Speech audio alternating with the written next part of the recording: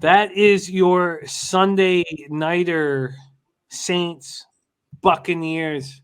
We move on to the Monday nighter and the last game on the card. No buys this week, so all 16 games being broken down. And here's number 16: Minnesota Vikings 6-7, 2-5 on the road at Chicago Bears 4-9, 2-4 at home. We're at Soldier Field in Chicago, Illinois. 31 Fahrenheit, partly cloudy, 8 miles per hour. By the way, Dennis Garcia says I prefer the under, but also like Nola, and he has bet both. And Gambler says the Pats money line is his best bet. Last gift from the books, he says. All right, Monday nighter. We have Minnesota opening up as 3.5-point favorites at -105. That's gone to -108, so a 3-cent move over there. This total sitting over at 44. There is a 44.5 on the board. When we go over to the cash flow, we have just 1,954 tickets in. This game's 6 days away. 58% of the tickets on the over, 41% of cash on the over. Then 88% of 58% of tickets on Minnesota and 41% of cash on Minnesota. Then 88% of tickets on the over, but we don't have any cash flow at this point. There's Billy Brisbane in the house. Nice to see you, Brizzy, my guy. Let's go. Vikings coming off extra rest following their 36-28 win at home over the Steelers on Thursday night. They're up 23-0 at the half. They let the Steelers back in it. They had a 29-point lead in the third quarter. All but one of Minnesota's games this year have been decided by 8 points or less. They have 4 losses by 3 points or less. Kirk Cousins was 14 of 31 for 216 yards, 2 touchdowns, 2 interceptions.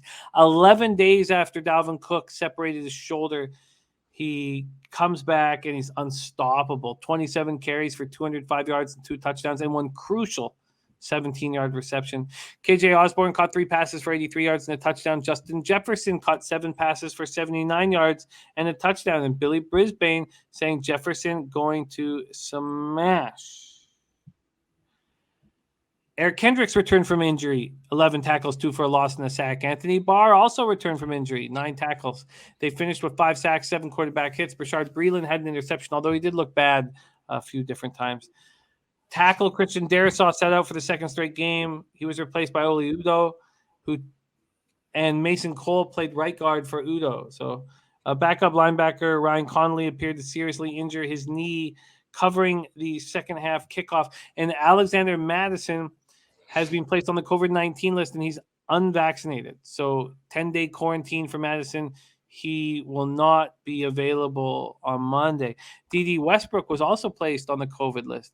Wide receiver Adam Thielen and linebacker Blake Lynch were inactive last week, questionable this week. Bears coming off a wild 45-30 loss at Green Bay on Sunday night. You know, I came so close to betting the Bears, and I would have taken them full game. I wouldn't have taken them first half, and I would have lost, and it would have made me irate. I was thankful to not move on. They've now lost 7 of 8. They're 5 for 28 games against Aaron Rodgers that he started. They were leading 27-21 at the half. Their only second half points came on a Cairo Santos field goal with 1:22 left. Justin Fields, 18 of 33 for 224 yards, 2 touchdowns, 2 interceptions. He also ran 9 times for 74 yards. He did lose a fumble. Montgomery ran 10 times for 42 yards, caught 6 passes for 39 yards. Jakeem Grant looked good, scored twice, 97-yard punt return. Their defense just couldn't get stops. And what happened is we know that Akeem Hicks is out with the ankle injury. And as soon as Roquan Smith left in the second half, I mean, they didn't look good in the second quarter. But when they didn't have Roquan Smith either, I mean, there was just nothing. They had nothing. Left tackle Jason Peters injured his ankle in the first quarter. Cornerback Xavier Crawford is in concussion protocol. DeAndre Houston Carson left in the third quarter with an arm injury. Let's go over these spots. So Houston Carson broke his arm, so he's done for the year. Justin Fields has a bruised left hand. He's listed as questionable. Roquan Smith, questionable. Tonga, their defensive tackle, is also questionable. Crawford in concussion protocol, like I said. Mario Edwards Jr. is on the COVID list. So is Artie Burns on the COVID list. So is Eddie Goldman on the COVID list. Then you have Marquise Goodwin, Andy Dalton, Teez Tabor, Akeem Hicks, and Sam Kamara, all inactive last week and questionable this week. Here we go. Bebsie, the Monday nighter. Vikings Bears. Well, I can answer Jared TG's question right off the bat. Bears confuse me. They aren't as bad as their record. That's the Matt Nagy effect. This is why I think the Bears lose this one. because, man, Justin Fields can't make the mistake of winning this game and potentially keeping his coach's job. Both of these coaches should actually probably be fired at the end of this season, but listen, I'm not going to bet Minnesota as much as I think that they should dominate in this spot because that's not what they do. They love to win games on the final play or lose games on the final play of the game. So 3.5, as much as they should roll in this one, it's too many points. This could come down to a last-second field goal, and I have no idea who's going to win this one. I just know it'll be closer than it should be. The Chicago Bears are absolutely banged up on defense. This is going to be a props look for me, and I think Thielen could be back. And if that's the case, I think I might be looking at Thielen receiving over or anytime TD from Thielen, but no play on this spread for me. No play on this spread.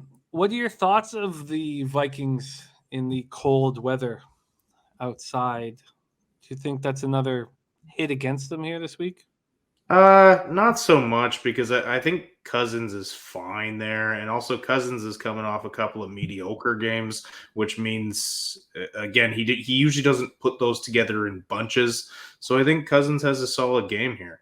Also, he's facing a depleted Chicago Bears defense. Jacksonville Zoe in the house. Great to see you, Zoe, my guy.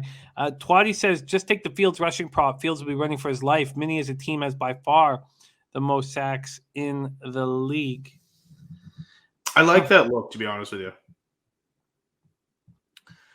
Fields rushing prop. I've been so good staying away from these spots. All right, Vikings, Bears, the Monday nighter. These Vikings 3-cent move towards them. What do you think of this total sitting at 44? This Bears defense looks terrible, absolutely terrible. What do you think of the total here, Bebsie? If you had a free bet, what would you do? I do think I'd lean over. Justin Fields was kind of putting it together a little bit last game, in spite of Matt Nagy. I like Fields, and I think he's gonna be good. And I do think the Vikings are capable of putting up points. And just to address Burgundy bets there, I'm also looking at Justin Jefferson props because he's the guy there, not Thielen. But I will be looking there as well. Dutch Boy Fresh joining us. Dutch, no harm, no foul. I did move on the Knicks first half. I doubled up. So, and I didn't get to watch the game because we're here doing a show. But love capping with you. Can't wait to have you back on the show on Thursday, my guy. So what do you think of this Vikings team total sitting at 23.5? I think there's some value there. So I like that.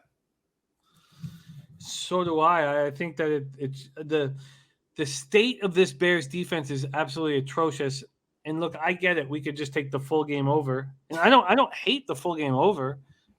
Dennis Trusty's asking a valid question here, and I don't know how bad a weather are we talking? It's not bad at all. 31 Fahrenheit, so it's cold, but partly cloudy. 8 miles per hour is the wind. Yeah, cold. Like technology is too advanced now for regular cold to be that big of a factor. I mean, it's got to be frozen tundra cold. All right, last game here. Turn that shit off, please. Jesus. Vikings Bears final game here. The Monday nighter. I think both the Vikings team total over and the full game over is in play. That's what I think. Yeah, I agree. I think I'd be more comfortable on the Vikings team total over than I would be on the full game over. Again, I have such little faith in Matt Nagy. it's hard for me to bet. I agree with that. I think that makes sense. Let's just take a look at the Vikes here, what the team total is over at Pinnacle. So it's the exact same. It's 23.5, and it's juiced to the over pretty heavy, minus 124, minus 125. I think that is the look, though. It's just so juiced. Yeah. That's the only problem here. Straight facts likes Vikings -3. He likes the under in the game. I think the Vikes can get to 24 points. I do. Okay, Bebsie, do you want to make this official? Last game on the card, the Monday Nighter. I'm going to hold off on it. And I was going to hold off on it before I read this, but Burgundy Bets makes a good point. Kirk primetime record. Yeesh. Yeah, I'm caring less about that as he's getting older. I don't think that's as big of a issue, but it is facts. Trusty says, I think the overs are the play. I agree. I think the Vikings team total is more the spot. Danny Lopez agreeing with the team total. All right, there you guys have it.